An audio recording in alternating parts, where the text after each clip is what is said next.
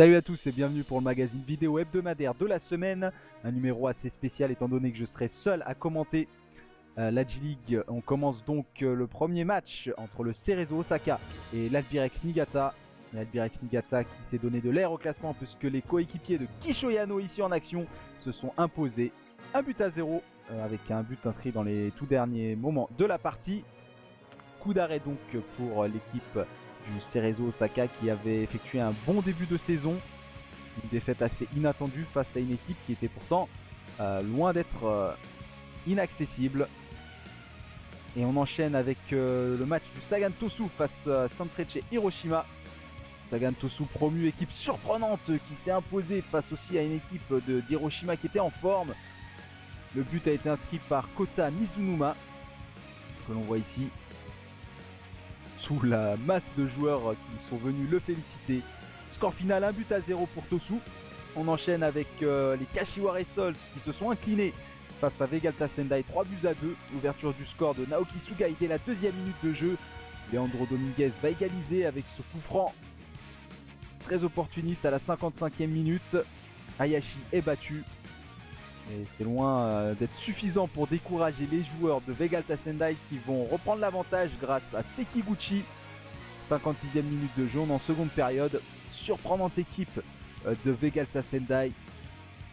Sekiguchi qui peut aller célébrer son but avec l'entraîneur Tegura Mori. Et Kashiware Sol, champion du Japon en titre, on le rappelle, vont encore une nouvelle fois égaliser grâce à Leandro Dominguez et à cette boulette aussi d'Hayashi.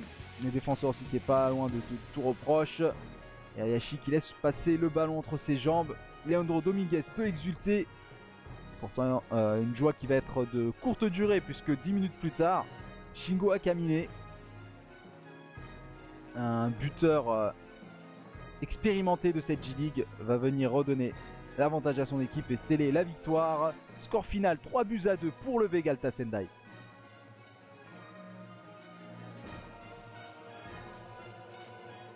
On passe donc au match du FC Tokyo face au Kashima Antlers avec une mauvaise nouvelle pour l'entraîneur de la sélection des moins de 23 ans avec cette blessure malheureuse de Suichi Gonda touché au genou. Le gardien sera donc remplacé.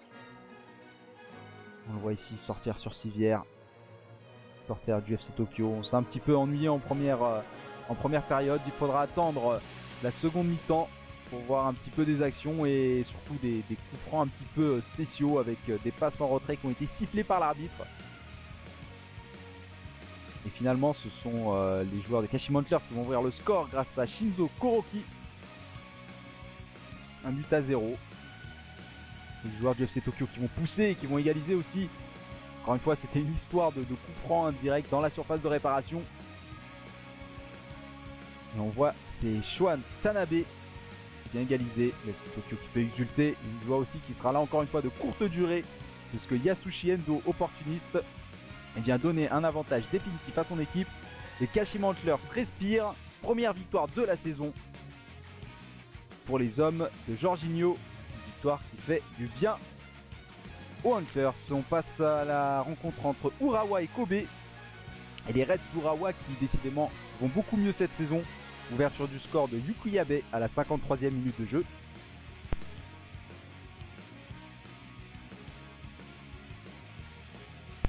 Et c'est Marcio Richardes qui va donner l'avantage, qui va doubler l'avantage de son équipe à la 77e minute de jeu. Et sceller la victoire aussi de son équipe. Superbe coup franc enveloppé.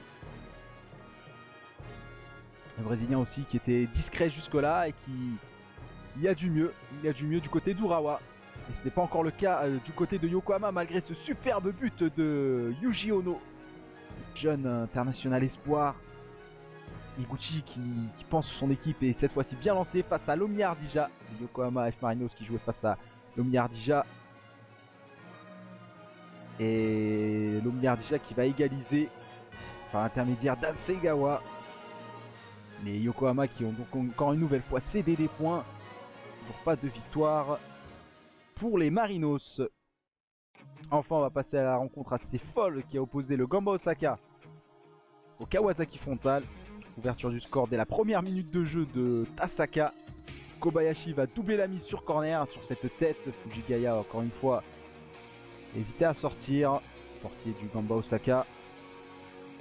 Les joueurs d'Osaka vont égaliser grâce à Nakazawa dans les arrêts de jeu de la première période. Grand défenseur. Pour réduire la marque, pardon, c'est Sato qui va surtout égaliser à la 68e minute de jeu. On voit centre puissant à terre. Et en fait, finalement, ce sera Abe à la 84e minute qui va venir donner la victoire à son équipe. Là aussi, on respire du côté du Gamba Osaka. Première victoire de la saison, une victoire qui est fortement bien accueillie. Les bleus et noirs.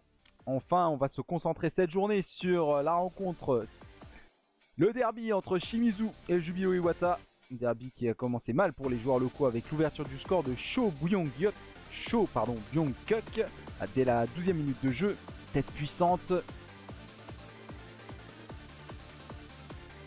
Et c'est le jeune Takagi qui va venir égaliser à la 45e minute de jeu. Là aussi on jouait les arrêts de jeu de la première période. Regardez-moi ça, superbe tête détente du jeune Takagi.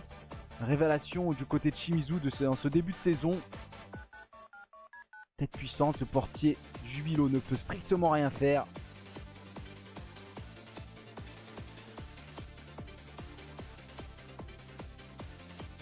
De Shimizu qui est en forme et qui va prendre un avantage encore une fois sur une tête plongeante. Cette fois-ci c'est Genki Omae, le joueur qui peut courir et exulter, marqué dans le derby. Forcément ça fait toujours plaisir parce que c'est le rival et les joueurs des Shimizu ont bien compris. Victoire importante à la fois pour le moral mais aussi au classement. Prendre des points à domicile est capital cette saison. Genki Omae qui va doubler l'avantage encore une fois de son équipe avec ce superbe slalom et ce but marqué. Un beau pointu. On voit, il tombe et hop, superbe pointu. Termination, on revoit encore un superbe crochet intérieur. Il arrive à se faufiler dans la défense du Jubilo. Ça fait 3 buts à 1. Et ça va faire 3 buts à 2 à la 90e minute de jeu dans les arrêts de jeu avec cette frappe de Yamamoto. Le Jubilo Iwata donc qui s'incline 3 buts à 2. Et on assiste alors là à la petite danse, la loco dance des joueurs de Shimizu qui ont l'habitude d'effectuer cette chorégraphie avec leurs supporters en cas de victoire. On voit Takagi qui est complètement fou, il retire son maillot. Et c'est une victoire qui fait vraiment du bien au club.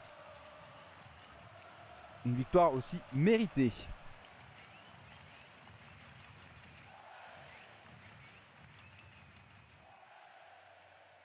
Allez, on jette un coup d'œil au résultat donc de cette 6e journée. La victoire importante de Vegalta Sendai sur la pelouse des Kashiwara Reysol. Nagoya Grampus qui n'a fait qu'une bouchée de Consadole Sapporo. 3 buts à 1. Et les Shimizu S-Pulse donc qui sont imposés 3 buts à 2 face au Jubilo Iwata. Au classement, Vegalta Sendai est donc leader, surprenante équipe de Vegalta Sendai, suivi par les Reds d'Urawa et le Nagoya Grampus 13 points. Hiroshima et FC Tokyo ainsi que Shimizu S-Pulse suivent derrière.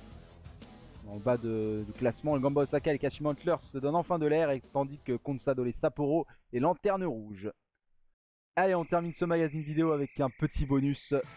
Il s'appelle Takefuso Kubo et il fait forcément rappeler un certain Tsubasa dans un certain manga, puisqu'il a marqué un superbe but avec le FC Barcelone. C'était un petit bonus, le petit buzz de la semaine. On se retrouvera la semaine prochaine. D'ici là, portez-vous bien.